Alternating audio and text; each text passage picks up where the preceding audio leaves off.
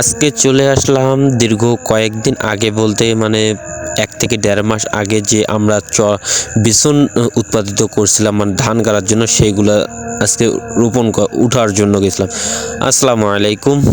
চলে আসলাম আমাদের সেই মানে আমাদের এই দিকে বলতে বোঝায় যেটা আমাদের যে মানে দিনাজপুর জেলা আছে তার পরবর্তী পাশের জেলা হচ্ছে নীলফামারী জেলা, মানে এক কথায় যে রংপুর বিভাগের মধ্যে এটা হচ্ছে আমাদের হচ্ছে বিশেষ করে হচ্ছে ধান রোপণের ধান চাষ আমাদের হচ্ছে প্রধান জেলা বলা হয়, এই প্রধান বিভাগ বলা হয়, এটা হচ্ছে আমাদের রংপুর বিভাগ। তো সেই বিভাগের মধ্যে হচ্ছে নীলফামারী জেলার ভেতর আমাদের বাসা। তো যাই হোক আলহামদুলিল্লাহ আজকে চলে আসলাম মানে খামারি ছোট্ট খামারি কাজে ফাঁকে আজকে চলে আসলাম যে নিজস্ব যে জমিগুলো আমরা ধান চাষ করি, যেগুলোতে ধান চাষ করার পর কিন্তু আমাদের জমিগুলো সম্পূর্ণ কিন্তু মাঠের মতো পড়ে রয়ে থাকে, এক কথায় বলতে কি মানে ফাঁকা রয়ে থাকে।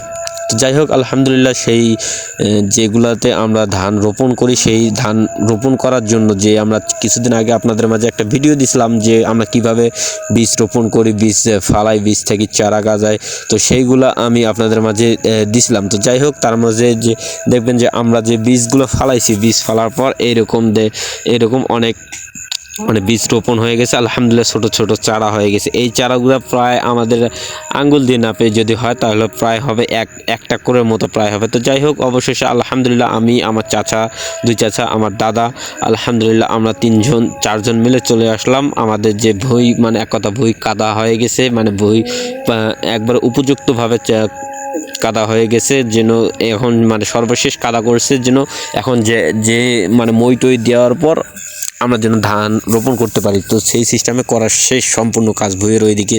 তো এখন যাই হোক আলহামদুলিল্লাহ আমরা ওইগুলা নিয়ে বেসন রোপণ করছি। মানে আমার এই ভিডিওটা করতে সর্বমোট 2 দিন লাগছে। এক কথা বলতে কি আমি আপনাদের মাঝে একটা কথা বলি, আমি কিন্তু এই যে অন্য মানুষরা দেখবেন ভিডিও করে অল্পটুক যতটুকু কাজ করে সেই ঠিক ততটুকুই আপনাদের মাঝে দেখায়। তো আমি পারফেক্ট চেষ্টা করি যে অলমোস্ট চেষ্টা করি যে আমি যতটুক কাজ করব বলতে না, যেটা কাজ আমি শুরু করব ওই কাজটা শুরু থেকে শেষ অবধি আমি দেখাবো। তো যাই হোক আমরা তো মানে রেগুলার মানে ধান খেতে কাজ করা এরকম লোক না। তো যাই হোক আমরা নিজেই যতটুকু পারছি যে করার জন্য তো আমরা একদিন বেসনগুলো উঠাইছি। আমাদের এদিকে বীজগুলোকে কিন্তু বেসন বলা হয়।